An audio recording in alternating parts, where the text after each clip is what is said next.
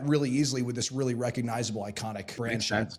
So how are you helping the independents, let's say, turbocharge their businesses? They're licensing the brand to them. Are you taking up shelf space within retail? Or are you re-merchandising the dispensaries as well as bringing in the tech stack to streamline operations? What's the actual strategy when you identify a target and then go in there?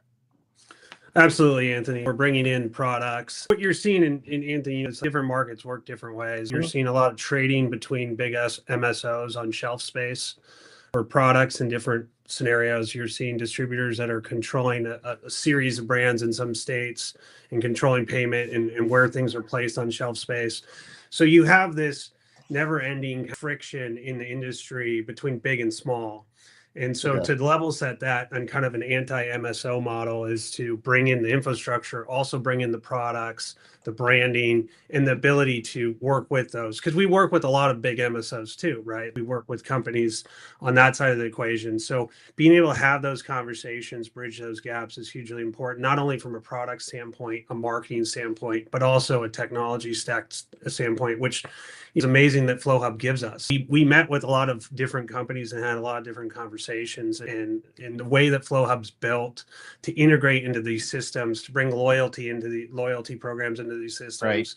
to be able to run through our website so that people can actually have an e-commerce presence and the things that the capabilities that are there that are continuing to be built out and grow besides the amazing products they already have is just it's a whole silo of abilities that these smaller shops wouldn't have. And if they had them, it'd almost be punitively priced to them, right? If they're not dealing with this. So we come in and make those deals. And that's how we do it, not only on the product side, but on the technology side. On the product side, we're selling to so many other people that we're able to bring down our packaging because we're getting packaging so cheap because we're ordering so much packaging across our industry. And then products, being able to sell at a volume, obviously trapped inside those state lines for now, but being able to sell at a volume helps bring in those prices on those retail shelves that support the brand, but also then allow us to negotiate independent brands coming into the dispensaries, which we want, besides big brands, right? We want all brands, but being able to negotiate at a different position is hugely helpful for these stores.